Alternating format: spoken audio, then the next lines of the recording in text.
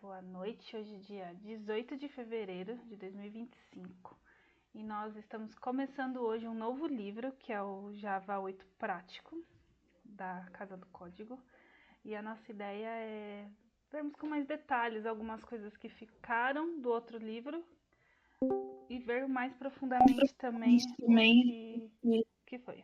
Boa noite, Anne, que entrou.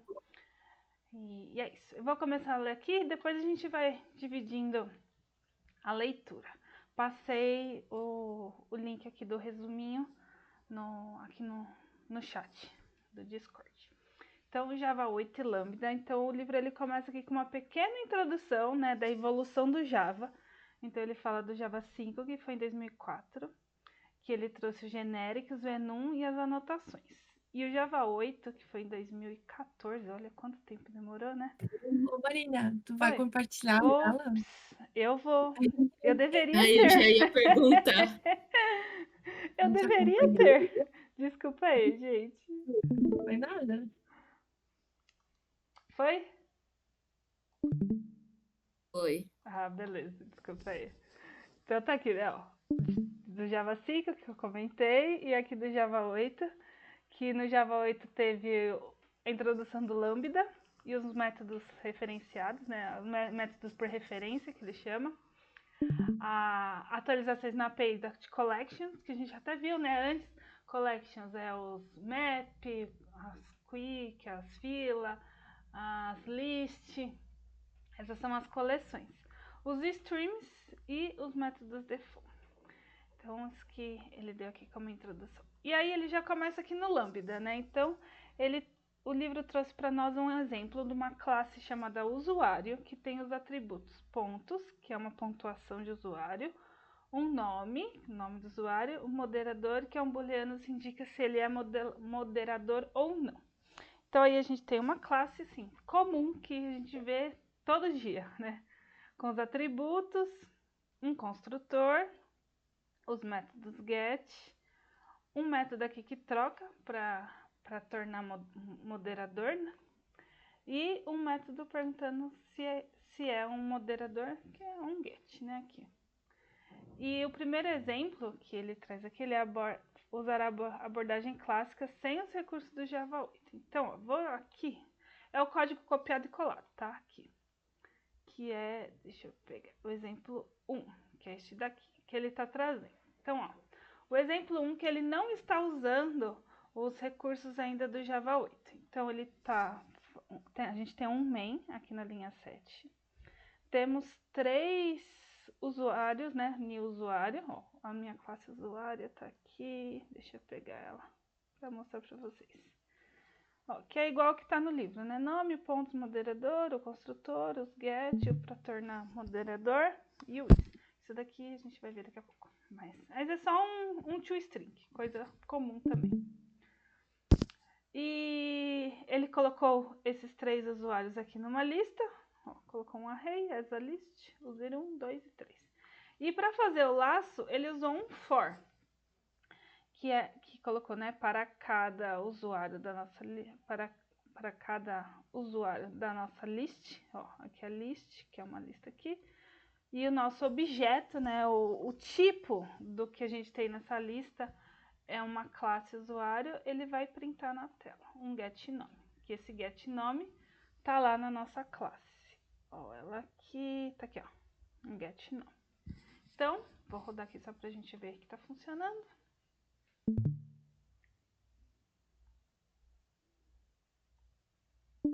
Então, ó, tá aqui, a tela é pequenininha aqui, mas dá pra ver, ó, os 3 nomes que ele tá colocando da nossa lista. Então, esse daqui é o comum, sem ainda nenhum recurso do Java 8 que ele trouxe. Então, ó, só uma explicação aqui do que ele fez, né? Ele fez um array as a list, que cria uma lista imutável, ou seja, não dá para trocar. Depois que a gente colocou algo nessa lista, a gente não consegue mudar o que está lá dentro, né? Então, por isso que ela é imutável. Ele, alternativamente, poderia ter usado um array list e adicionar elementos manualmente, mas escolheu o array as a list, porque estava tudo criado ali. E desde o Java 5 é possível usar o for each para percorrer arrays, coleções e objetos que implementam o interable. Então, essas aqui são as coleções, né? Então, assim, o for each, que é esse pedacinho aqui, ó, que o método clássico que a gente tem, né, do for é aquele que tem o inicializador, a condição e o incremento, né, que é aquele que faz assim, o int i igual a 0, o enquanto i, igual a 0, aí fala, né, enquanto i for menor que size aqui, size, i mais. Esse daqui é a forma tradicional do for. E aí ele tá falando aqui que desde o Java 5 a gente já tem o for each, que é o for sem precisar das 3 partes. Então, isso tá aqui. E aí tá aqui, ó. Alguém gostaria de ler essa partezinha aqui? É bem pequenininha. Eu posso ler. Por favor, Ana, vontade. Novo método for each em coleções. Introduzido no Java 8 para facilitar a interação sobre coleções. Recebe um argumento do tipo consumer, uma interface funcional do java.util.function. Usuários.foreach. Então aqui ele tá falando, né, que o Java 8 ele trouxe uma facilidade. Então ele trouxe o consumer. E aí a gente volta num assunto que é aquelas interfaces que a gente tem no Java, que muitas vezes é a nossa dificuldade de saber quais são as classes que tem, as interfaces funcionais, né, que tem ali no Java, e os métodos que a gente tem dentro dos objetos. Então, ó, por exemplo, aqui, ele falou, tá aqui, ó, deixa eu voltar aqui, ó, para facilitar a interação, recebe um argumento do tipo consumer. Então ele tá aqui, né? Bem que aqui ele tá fazendo quase a mesma coisa, né? Ó, mesma coisa, criando 3 objetos usuário, colocando eles na lista, e aqui a gente tem só essa mudança aqui, que ele tá fazendo um método por referência, né? Então ele tá usando, ó, o for each aqui nos usuários. E olha só que interessante, né? Vou voltar aqui. Aqui a gente tinha um for, que é um for each, e a gente tinha que percorrer a nossa lista e ir colocando o system out. Aqui a gente já muda um pouquinho, porque aqui ele já tem, ó, aqui dentro dos usuários a gente já consegue chamar esse for each. Que deixa eu ver se é o que eu estou aqui raciocinando. Deve estar lá no interable. Deve estar aqui, deixa eu ver. A gente tem, ó, um iterator, um remove. Eu quero achar onde que está esse método for each. Deve estar aqui dentro ainda. Coleção. Ixi, perdi aqui o fio da meada. Tá aqui. Deixa eu ver se é aqui. Aqui, ó. Olha só, o for each aqui, ó, que é o consumer que ele colocou. E aqui, ó, a gente tem os genéricos. Então, a gente já tem aqui dentro das coleções, das implementações, né, das coleções, a gente já tem esse método do for each. Então, deixa eu fechando aqui, a gente pode chamar direto. Ó, aqui da nossa list, a gente já tem esse for each. A gente não precisa fazer dentro de um for. Aqui mesmo na nossa lista a gente já tem o for each que vai printar na tela. Vou rodar aqui pra gente ver. Mas olha que interessante. O for each aqui ele tá printando um endereço de memória. Porque a gente tá colocando o system out println, então ele tá pegando lá o endereço da memória e tá printando, né? Então ele não tá printando o que a gente precisa. E aí que vem aquele comentário lá que eu tinha posto aqui, ó. Ops, apertei errado. Ih, esqueci o atalho, como descomenta isso aqui. Pera aí, gente. Tô sem o meu teclado. E aí fica tudo bagunçado na cabeça. Vou pelo jeito mais difícil. Quando a gente coloca o toString, a gente tá...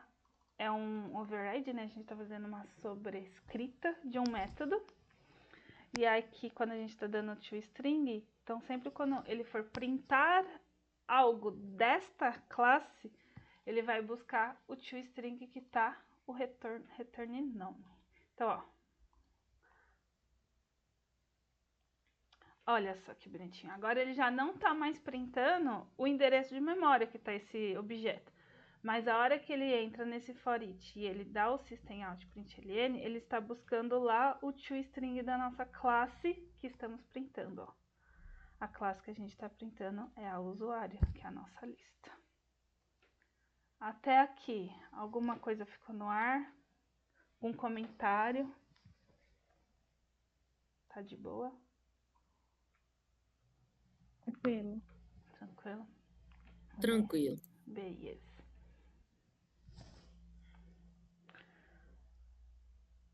Aí ele continua aqui dando uma implementação do consumer para a gente ver. Então, ele deu uma classe, coloquei ela aqui no IntelliJ para a gente dar uma olhadinha.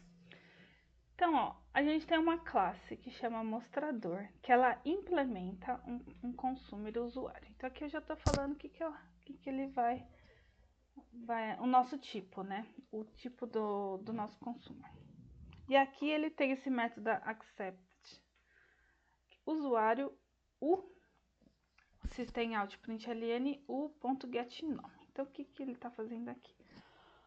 O método accept executa uma ação sobre cada elemento.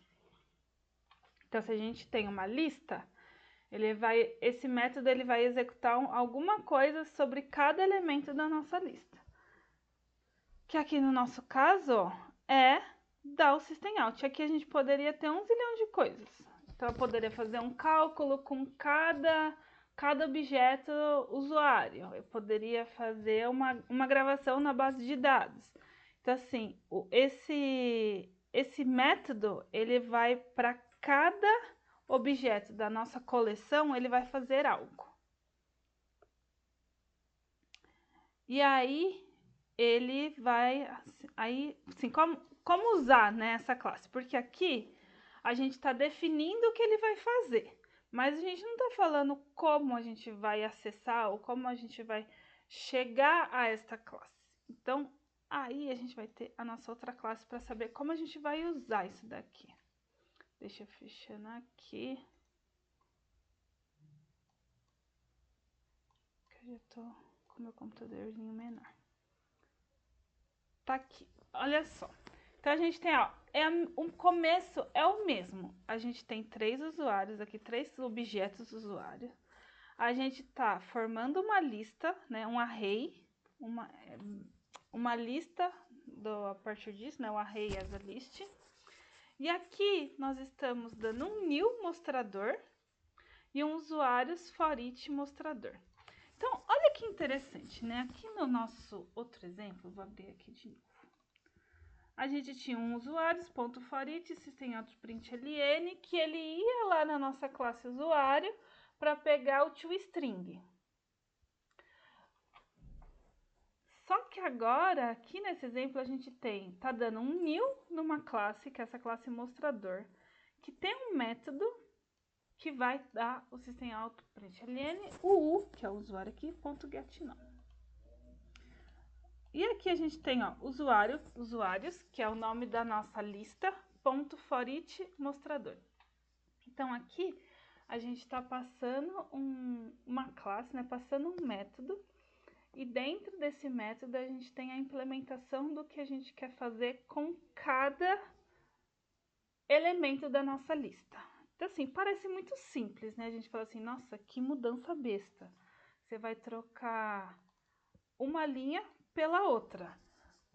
Mas assim, vamos pensar, aqui parece muito simples mesmo, a gente só está mostrando na tela algo. Mas e se a gente estivesse fazendo algo a mais, né? Um cálculo, alguma coisa que tenha mais passos. Então, a gente pode fazer com isso daqui, ó, com essa classe que implementa esse consumer. Porque aí dentro desse método accept a gente pode fazer o que a gente quiser. Então,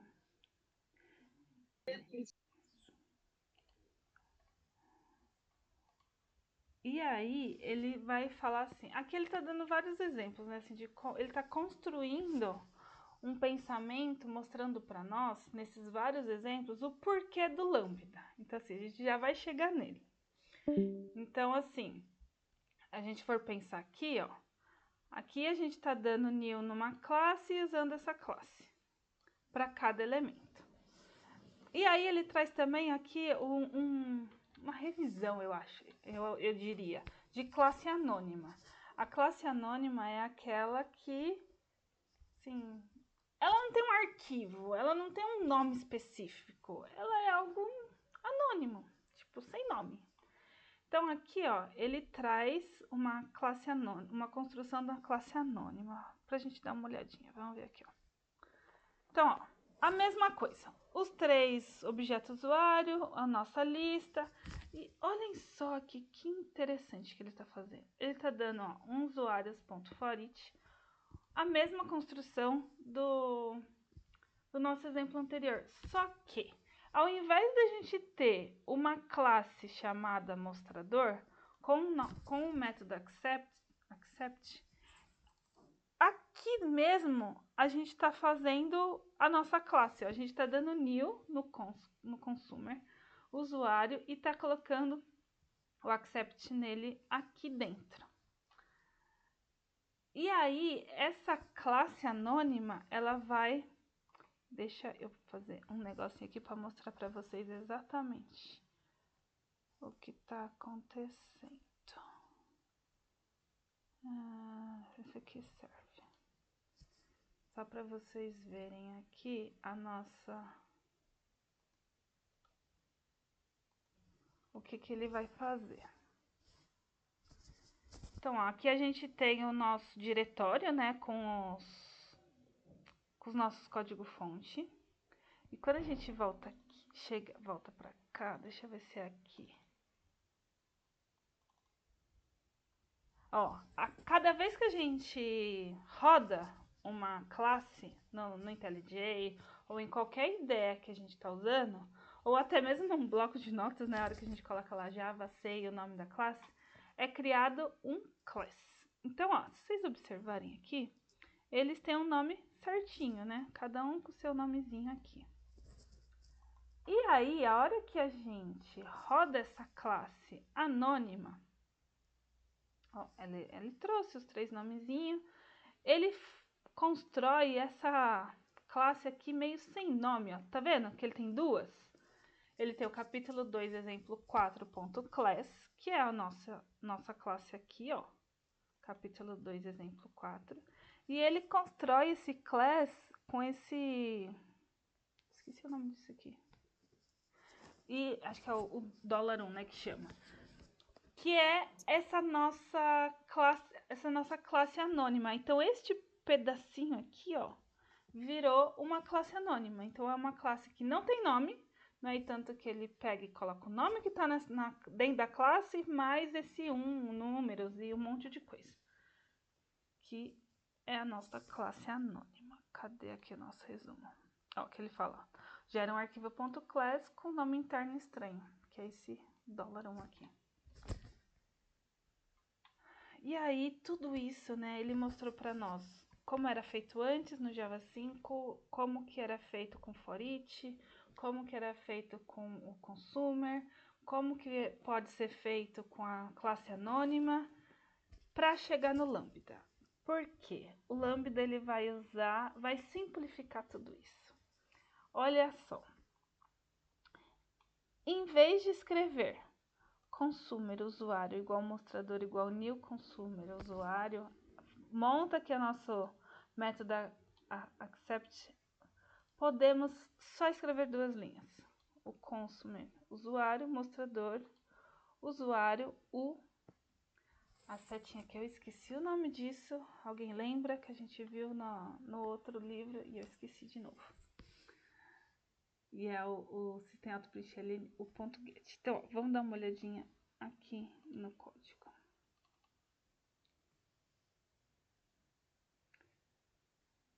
Olhem só, a gente tem a mesma coisa, né? 3 usuários, 3 objetos, com um array. E aqui a gente tem, ó, um consumer, usuário, igual mostrador. E aí a gente tá falando aqui, ó, para um tipo de usuário, vai fazer o systemoutprintln, o.get.nome. Aí ele dá o mostrador, o usuários, desculpa, que ó, é o nome da nossa lista, o ponto .foreach e o mostrador. Isso daqui, ó, este pedacinho aqui é o lambda. É como se ele estivesse criando uma...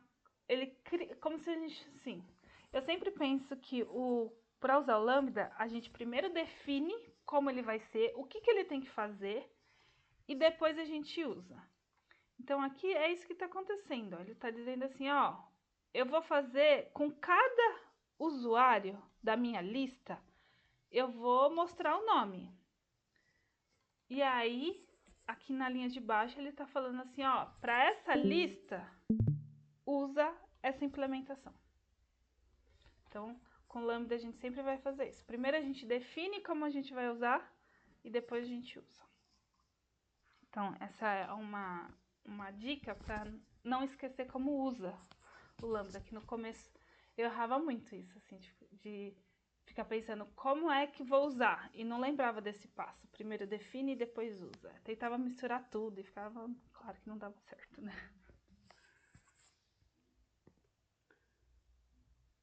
Ó. Alguém pode ler aqui, por favor?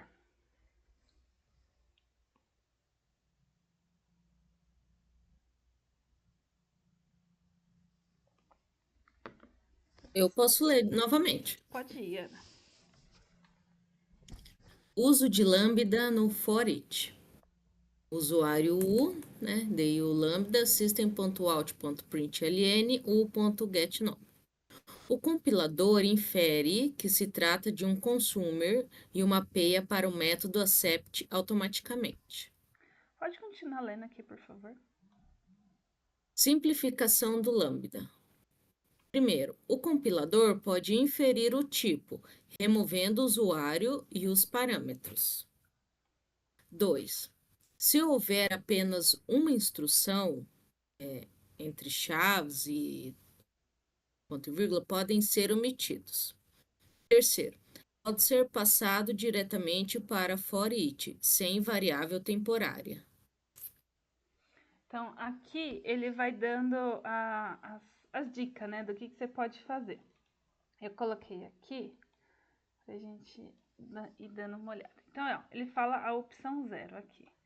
A opção 0 é o que já tava, né?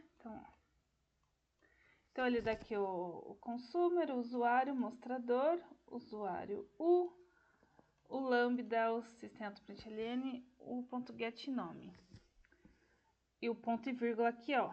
Tá, esse pedacinho aqui, o fecha a nossa chave e o ponto e vírgula. Então, essa daqui é a nossa opção 1.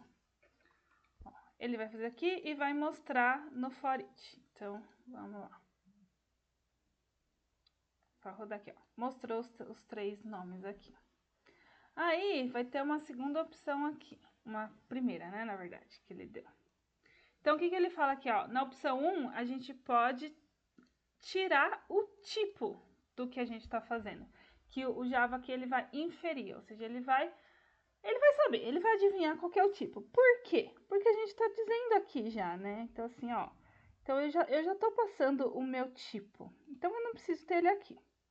Então, eu só posso deixar o U, que poderia ser qualquer variável, poderia ser X, poderia ser P, poderia ser o que for.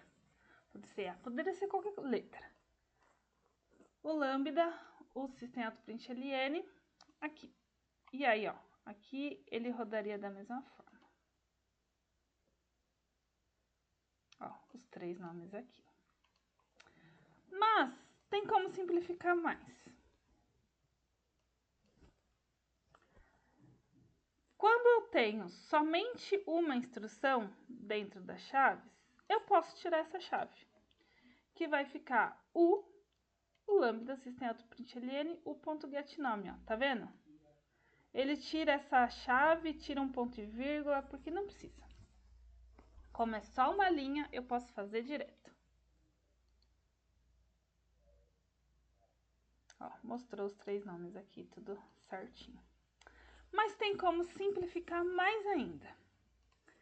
E aí, simplificando mais ainda, a gente chega nesta opção, que a gente pode colocar usuários, que é o nome da minha lista, ó, o nome da lista aqui, ponto for each, ó, era o que estava fazendo antes, ó, e colocar o lambda direto aqui no for each. Então, de vez de eu ter, por exemplo, aqui, ó, 1, 2, 3 linhas, eu posso fazer tudo em uma só. E aqui eu não preciso ainda colocar o tipo, porque, ó, usuários, a minha lista vai dizer qual que é o meu tipo. Então, eu não preciso colocar. Aqui eu continuo tendo uma instrução. Então, eu posso jogar fora, por enquanto, as chaves aqui e esse ponto e vírgula. Então, aqui, ele simplifica tudo em uma linha só. Ó, os 3 nomes aparecendo aqui. Então, é isso que ele tá mostrando para nós, né? Assim, eu posso fazer desse jeito, eu posso fazer assim, eu posso fazer assim, eu posso fazer assim. Então, do jeito que você quiser usar, fique à vontade para fazer do jeito que for. E aí, ele vai falando assim, né? Lambda versus a classe anônima. Então, isso é uma das coisas interessantes, né? Que ele fala assim, diferente das classes anônimas, que é quando fica com esse dólar, iene, um nome estranho lá que não tem na nossa classe, lambdas são tratadas de forma mais otimizadas pelo compilador. A lambda, ela não vai criar essas classes doidinhas aqui. Ups. Ela vai ficar ali dentro, mano. Ó, a minha 6 aqui, ele não rodou nada. 6, classe, alguma coisa estranha. Ficou só o capítulo 2, exemplo 6. Então, o lamb dele é mais otimizado, né, pelo compilador, porque ele não vai criar essa nossa classe anônima. E aí, a gente tem aqui o alterando objetos. Então, ele estava falando assim, ó, usuário.forEach, o lambda u.tornar moderador, a variável u não pode ser declarada no mesmo escopo, pois os lambdas podem capturar variáveis externas, que será explorada depois. O que ele quer dizer com isso? Aqui, ó, eu não posso usar essa mesma letra, porque ele está usando aqui. Então, de certa forma, eu posso fazer isso. Replace. Vamos ver aqui que se dá certo, se ele vai chiar. Não, ele foi. Então, ó, que ele tá dando um forte aqui. Então, é isso que ele fala, né? O escopo do lambda, a gente não pode reutilizar a variável, porque no escopo dele, ele vai... Externamente, ele também pode ser lido e vai ser mais pra frente isso. Pra hoje é isso. Foi super rápido. Eu não imaginava até. Vocês já tinham visto lambda, usam, acham fácil, acham difícil? Tem comentários sobre esse ponto aqui de hoje?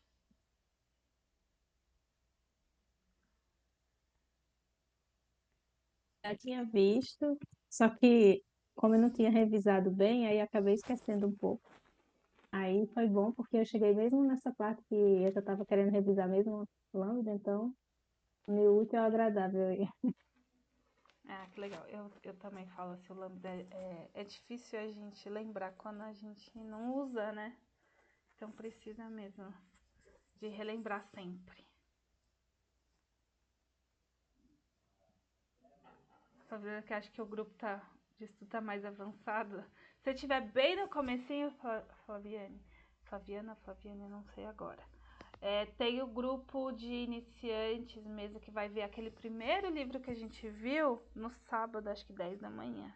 Mas tem a playlist também no nosso YouTube, que a gente já viu. Dá para dar uma olhadinha lá também. Mas alguém tem alguma questão aí? Lambda é uma coisa também, assim. Quanto mais a gente faz, mais a gente grava como faz. Parece besta, né, a frase, mas faz muito sentido. Quanto mais tenta, mais a gente vai pegando domínio de como fazer. Até porque tem muita classe, né, dentro do Java que a gente não conhece. Gente, praia. Hoje, pode falar aí quem abriu. Não, eu ia falar que à primeira vista é bem assustador. Nossa, nem fala. A primeira vez que eu vi isso, eu falei assim, meu Deus, o que é isso? Falei, não sei Java, acabou. A minha sensação. É bem isso. Eu lembro que a primeira vez que eu vi esse Lambda foi, assim, um pouco de papo furado aqui, né, gente? Mas só pra ninguém se desesperar. Foi quando eu comecei lá no grupo do Java Efetivo aqui com a Gisele e as meninas. E eu nunca tinha visto. E olha que sim, eu trabalho com Java há mais de 10 anos. Mas é um Java muito legado, né? Então, assim, a primeira vez que eu li, eu falei assim, caramba, esqueci, não sei o que é Java, tô perdida, acabou. Aí até eu consegui entender ali mais ou menos. Hoje eu já entendo, mas a hora que eu vou fazer, às vezes eu travo também. Mas por isso que eu falo, quanto mais a gente faz, mais a gente entende. Mas é assustador. Quem trabalha há muito tempo, ou quem estudou há muito tempo, teve muitas mudanças que a gente ficou para trás. Por isso que esse grupinho é bom, a gente rever. E a ideia é a gente passar cada versão de Java para rever e aprender o que ficou para trás aí nos anos.